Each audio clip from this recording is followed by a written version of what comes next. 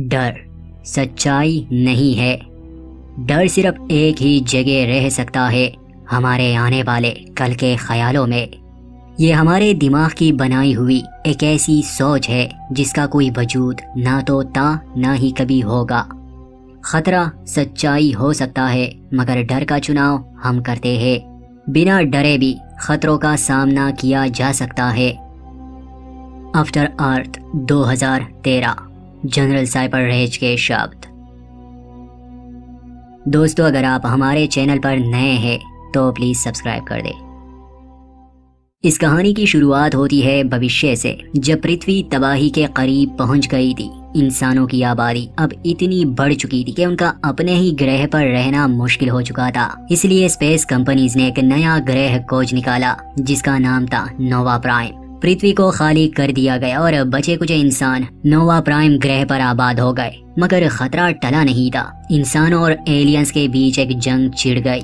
उन एलियंस ने ओरसा नामी हैवानों को नोवा प्राइम ग्रह पर छोड़ा, जो सिर्फ इंसानों को मारने के लिए बनाए गए थे। उन हैवानों को हराना नामुमकिन हो गया था, क्योंकि वो इंसान के डर को सूंघ लेते थे। कई सालों तक ये लड़ाई चलती रही। आज से 1000 साल पहले ही यूनाइटेड रेंजर्स की एक सेना बनाई गई थी। वो उर्सा नामी हैवानों से लड़ते थे, मगर उन्हें कोई ऐसा हथियार नहीं मिला था जिससे वो उर्सा को आसानी से मार सके, क्योंकि इन हैवानों ने लाखों इंसानों को खत्म कर दिया था। फिर एक दिन सब बदल गया, जब एक आदमी उन हैवानों को बिना दिखे मार रहा था।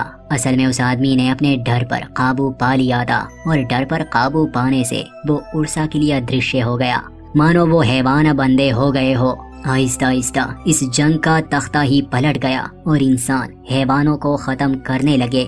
उस पहले अदृश्य इंसान का नाम साइपर रेज था, जो अब सेना में जनरल है। तो अब हम आते हैं वर्तमान में। हमें नोवा प्राइम ग्रह दिखाया जाता है, जहां नए कैडेट्स की ट्रेनिंग चल रही थी। इन्हीं कैडेट्स में साइपर रेज का बेटा भी था, जिसका नाम केटाई था। वो पिछले 2 साल से रेंजर बनने की ट्रेनिंग ले रहा था, मगर उसे अभी तक रेंजर नहीं बनाया गया। और अब की बार भी जब उसे अगले साल अप्लाई करने के लिए कहा जाता है, तो वो अपने कमांडिंग ऑफिसर से रिक्वेस्ट करता है कि मेरे पिता कई साल बाद मिशन से लौट रहे हैं और मुझे उन्हें बताना है कि अब मैं एक रेंजर हूँ। मगर उसके कमांडिंग ऑफिसर को अब भी केटाई में कुछ कमी लग रही थी, इसलिए वो उसे रेंजर नहीं बनाता। उस दिन जनरल साइपर रेज भी एक लंबे मिशन से घर वापस लौट आते हैं। उसकी पत्नी थी फाया, वो रेज के घर वापस आने से खुश थी। रात को जब ये लोग डिनर कर रहे थे तो साइपर अपने बेटे से पूछता है कि तुम्हारा टेस्ट कैसा रहा। केटाई काफी नाराज था। वो कहता है कि मुझे रेंजर नहीं बनाया गया। इस बात को लेकर दोनों की थोड़ी बहस भी होती है।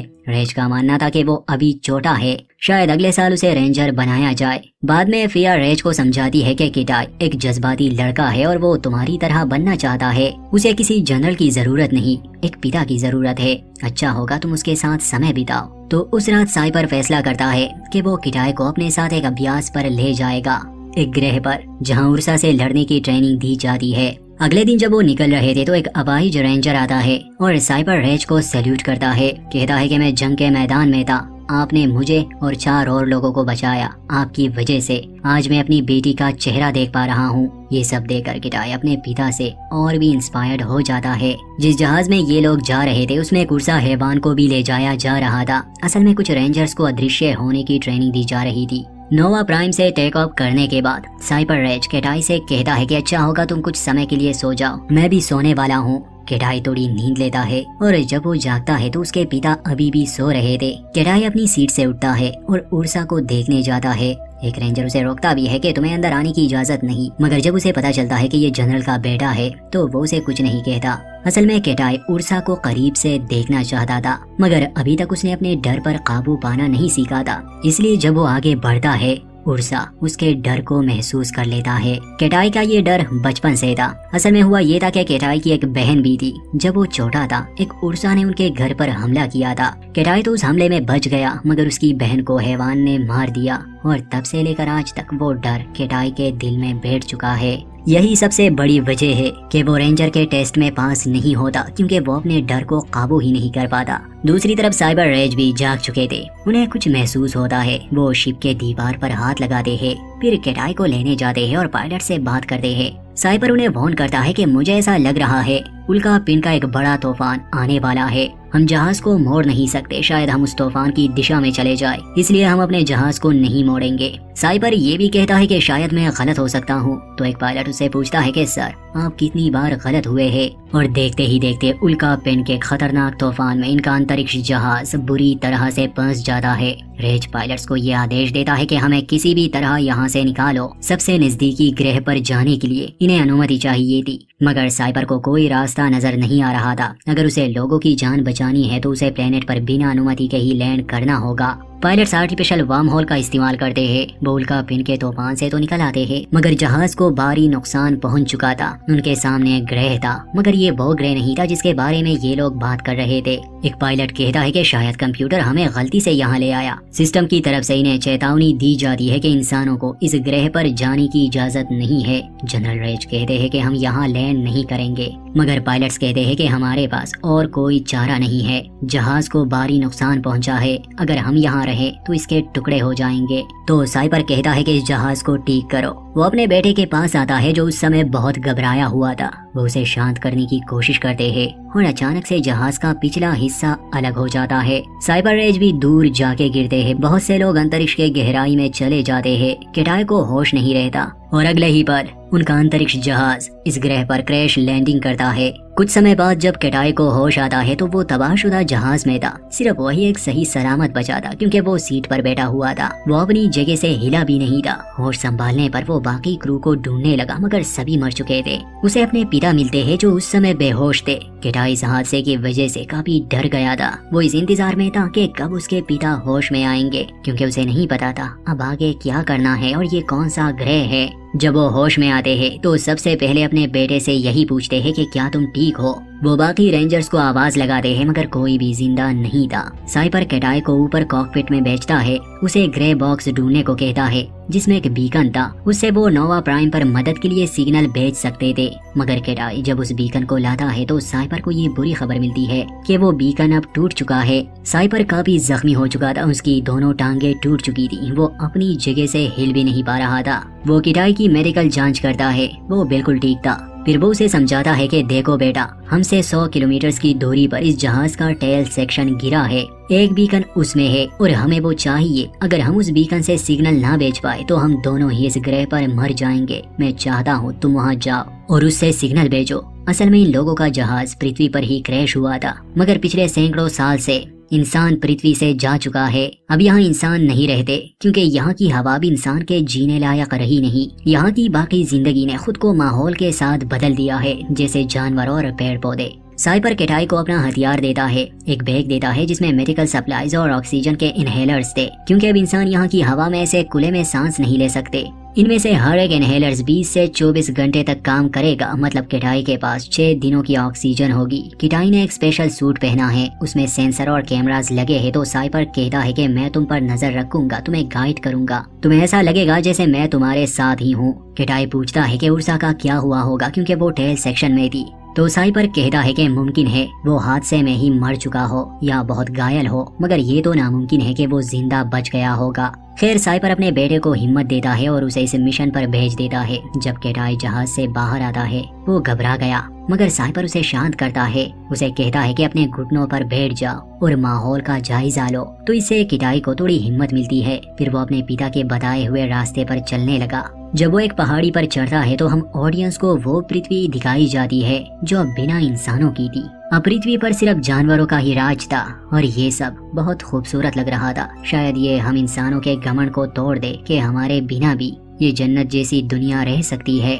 इसके बाद हमें साइपर रेज दिखाए जाते हैं जो जहाज के सर्वेलेंस ड्रोन्स को छोड़ते हैं ताकि वो उर्सा को ट्रेस कर सके अगर वो इस हादसे में जिंदा बच गया हो तो। साइपर की एक टांग बुरी तरह से टूट चुकी थी और ब्लड सप्लाई भी रुक गई थी। उसे दर्द महसूस हो रहा था। वो पेन किलर लेने की सोचता है, मगर पेन किलर के साइड इफेक्ट्स थे कि उसे नींद आएगी और वो सही से कुछ नहीं देख पाएगा। उसे अपने बेटे को गाइड करना था, इसलिए वो पेन किलर नहीं लेता। वो अपनी एक पुरानी याद में चला जाता है जहाँ वो जंग के मैदान में था और उसकी बेटी ने उसे कॉल की थी। खैर इन यादों से निकलकर किटाई की आवाज उसे सुनाई देती है जो एक घने जंगल से गुजर रहा था। उसके सूट का रंग अचानक से बदल जाता है। वो अपने पिता को इस बारे में बताता है तो वो कहते हैं कि तुम्हारे सूट में सेंसर लगे हैं, ये माहौल के हिसाब से रंग बदलता है। मगर थोड़ी देर बाद ही कंप्यूटर पर साइपर को एक जिंदा चीज का सिग्नल मिलता है जो किटाई की तरफ ही बढ़ रहा था। साइपर अपने बेटे को तैयार रहने के लिए कहता है, खुद साइपर को भी नहीं पता था। किटाई को लगा शायद वो उड़सा है, मगर पास आने पर वो एक बंदर था, साइज में बड़ा और खतरनाक। वो किटाई को देखता है तो आवाजें निकालने लगा। साइपर अपने बेटे को समझाता है कि अपनी जगह से हिलना मत और उसे कुछ मत करना, मगर डर के मारे किटाई उसे एक पत्थर से मारता है और ऐसा करते ही वो बंदर तेज आवाजें निकालने लगा जिससे बाकी बंदर भी वहां पहुंच जाते हैं। वो किटाई को मारने वाले थे क्योंकि अब ये वो दुनिया नहीं रही। इंसान का यहाँ जिंदा बच पाना नामुमकिन हो गया था। यहाँ की हर चीज अब इंसान के खिलाफ हो गई थी। तो साइपर किटाई को भागने के लिए कहता है। किटाई बंदरों से भागने लगा। खैर वो भागने में अच्छा था इसलिए वो एक नदी तक पहुंच जाता है। जैसे ही वो पानी में कूदता है बंदर उसका पीछा छोड़ देते हैं, मगर उन बंदरों ने किटाई को इतना डरा दिया था कि वो अब भी भाग रहा था। साइपर उसे बार बार कह रहा था कि तुम बेकार में खुद को थका रहे हो, अब वो तुम्हारा पीछा नहीं कर रहे, मगर किटाई फिर भी भाग रहा था, डरा हुआ था। साइपर उस पर गुस्सा करता है कि तुम्हारा हर गलत फैसला हम दोनों को मार देगा। खैर किसी तरह किटाई शांत हो जाता है। कंप्यूटर पर साइपर को पता चलता है कि किटाई के खून में बदलाव आ रहा है, इसलिए वो उसे अपने शरीर का मुआयना करने के लिए कहता है। किटाई को अब चक्कर आ रहे थे। जैसे ही वो अपने हाथ की तरफ देखता है उस पर एक कीड़ा चिपका हुआ था, एक जहरीला कीड़ा। किटाई उसे अपने हाथ से हटा देता है, मगर किटाई को उसने काट लिया था। साइपर उसे बैग से इंजेक्शन लेने के लिए कहता है। उसे 2 इंजेक्शन लेने होंगे। अब किटाई के शरीर पर जहर का असर हो रहा था। उसे कुछ दिखाई नहीं दे रहा था, मगर अपने पिता की बात मानते हुए वो पहले इंजेक्शन को किसी तरह ले लेता है। दूसरे इंजेक्शन को वो आसानी से नहीं ले पा रहा था क्योंकि उसके हाथ अब सुन्न पड़ गए थे। तो साइपर उसे कहता है कि इंजेक्शन को ऐसे ही पकड़े रहो और जमीन पर गिर जाओ। किटाई ऐसा ही करता है। इंजेक्शन लेने में वो कामयाब हो गया, वो मरते मरते बचा। साइपर उसे कहता है कि अब तुम वहीं पर आराम करो। कुछ घंटे आराम करने के बाद रात होने वाली थी। साइपर उसे जगा देता है कि तुम्हें कोई गर्म जगह ढूंढनी होगी क्योंकि रात को इस ग्रह के कुछ हिस्सों में तापमान काफी गिर जाता है। किटाई अब ठीक हो चुका था। साइपर उसे इनहेलर लेने को कहता है। जब वो इनहेलर्स लेने वाला था तो देखता है कि उनमें से 2 टूट चुके हैं। वो अपने पिता को सच नहीं बताता। एक लम्हे के लिए दिल की धड़कन से साइपर को शक हो जाता है, मगर दूसरी बार किटाई सफाई के साथ झूठ बोलता है। खैर किटाई इनहेलर्स लेता है और एक गर्म जगह पहुंच जाता है। अब बार बार साइपर रेज को अपनी बेटी की याद आ रही थी जिसे उर्सा ने मार दिया था। रात को किटाई अपने पिता से पूछता है कि आप पहली बार अदृश्य कैसे बने थे। तो साइपर कहानी सुनाता है कि एक बार मैं अकेले जॉगिंग कर रहा था, एक उर्सा ने मुझ पर हमला कर दिया, मैं नदी में गिर गया, वो मेरे ऊपर था। मैंने पानी में अपना खून देखा जो सूरज की रोशनी में चमक रहा था।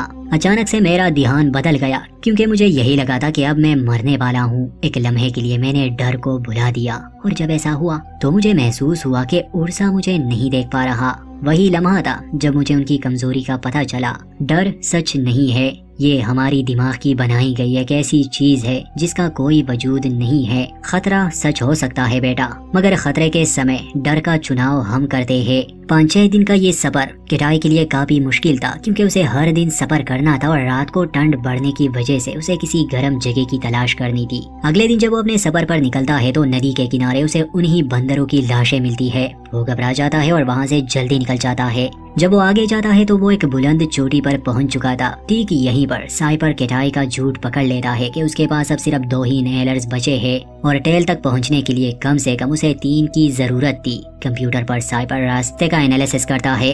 अगर किटाई पहाड़ से उतरने की कोशिश करेगा तो इसमें कई दिन लगने वाले थे, वो घूमकर भी नहीं जा सकता। एकमात्र रास्ता वो पहाड़ी से कूद जाए, वो अपनी मंजिल पर कम समय में पहुंच सकता है। एक लम्हे के लिए साइबर सोचता है, फिर कहता है कि मिशन छोड़ दो, ये यहीं पर खत्म हो गया। अब किटाई ये सुनता है तो कहता है कि नहीं, मैं वहाँ पहुँच सकता हूँ, मुझे पता है। मगर साइपर को पता था कि ऐसे वो मर जाएगा। उसे इस मिशन को खत्म करना ही सही लगा। यहाँ किटाई जज्बाती हो जाता है। उसे वो दिन याद आता है जब उसकी बहन को उर्सा ने मार दिया था और वो डर के मारे एक जगह सहमा हुआ बैठा था। वो अपने पिता से कहता है कि आप इसलिए कह रहे हैं क्योंकि आपको मुझ पर विश्वास नहीं है, पर उस समय मैं क्या करता।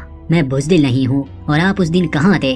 बुज़दिल मैं नहीं हूँ, आप है। इसी के साथ वो पहाड़ी से कूद जाता है। उसके सूट में उड़ने के लिए विंग्स थे, इसलिए वो आसानी से रास्ता तय करने लगा। मगर साइपर कंप्यूटर पर एक उड़ती हुई चीज को देख लेता है। वो किटाई को जल्दी वहाँ से निकलने के लिए कहता है। किटाई पीछे देखता है तो एक बड़ा पक्षी उसे मारने के लिए बढ़ रहा था। किटाई उससे बचने की कोशिश भी करता है मगर वो पक्षी उसे पकड़ लेता है और साइपर का कनेक्शन भी अपने बेटे के साथ टूट जाता है। बाद में जब किटाई को होश आता है तो वो उसी पक्षी के घोंसले में था। बच्चे अंडों से निकल रहे थे। ये पक्षी किटाई को शिकार समझकर यहाँ ले आया था मगर इससे पहले कि किटाई उस घोंसले से निकल पाता वहाँ पर शेर हमला कर देते हैं क्योंकि उन्होंने बच्चों की आवाजें सुनी। वो तादाद में ज्यादा थे इसलिए किटाई उन बच्चों को नहीं बचा पाता, ना ही उसकी माँ। खैर उन शेरों को मारने के बाद जब वो नीचे आता है तो अब उसे अपने पिता की आवाज सुनाई नहीं दे रही थी क्योंकि अब उसका संपर्क टूट गया था। रात किटाई एक गुफा में बिताता है और अपनी पिता की बातें याद करने लगा। वो दीवार पर एक नक्शा बनाता है जिससे वो टेल सेक्शन को ढूंढ सके।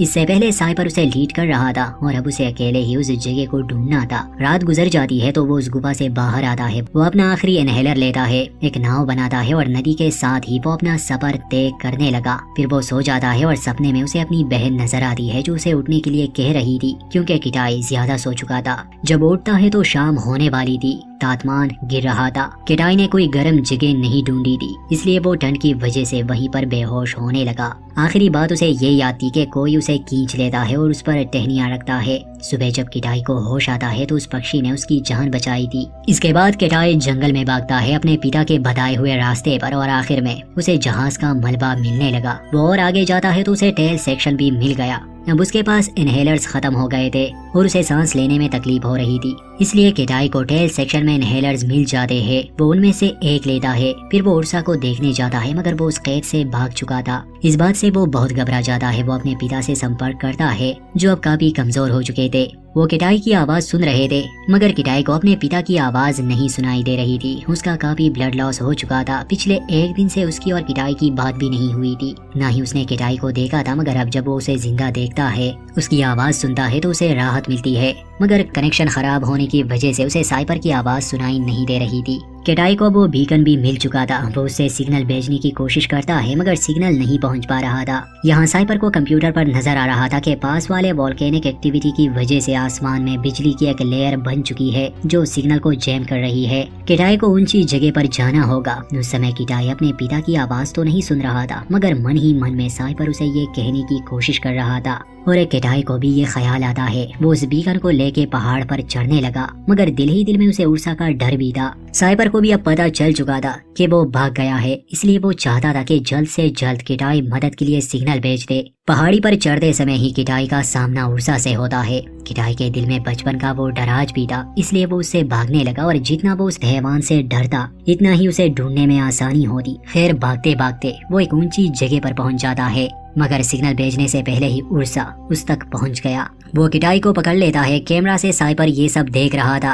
अब हैवान ने किटाई को जख्मी कर दिया था। किटाई जमीन पर पड़ा था। उस समय उसे अपने पिता की वो बातें याद आती है। वो अपने खून की तरफ देखता है, अपनी सोच बदल देता है, डर को भुला देता है और उर्सा जो ठीक सामने था वो उसे नहीं देख पाता। किटाई अपना हथियार लेता है और अब वो उस हैवान को मारने लगा। साइपर रेज अपने बेटे की ये बहादुरी देख रहा था। उसे यकीन नहीं आ रहा था। बिना डरे वो उस हैवान को खत्म कर देता है और आखिर में वो उस बीकन से नोवा प्राइम पर सिग्नल भेज देता है। कुछ समय बाद ही रेंजर उन्हें बचाने के लिए आते हैं। जब उन्हें ले जाया जा रहा था तो रेज अपने बेटे के लिए उठता है और उसकी बहादुरी के लिए उसे सैल्यूट करता है, बिल्कुल वैसे ही जैसे उस सैनिक ने साइपर रेज के लिए किया था।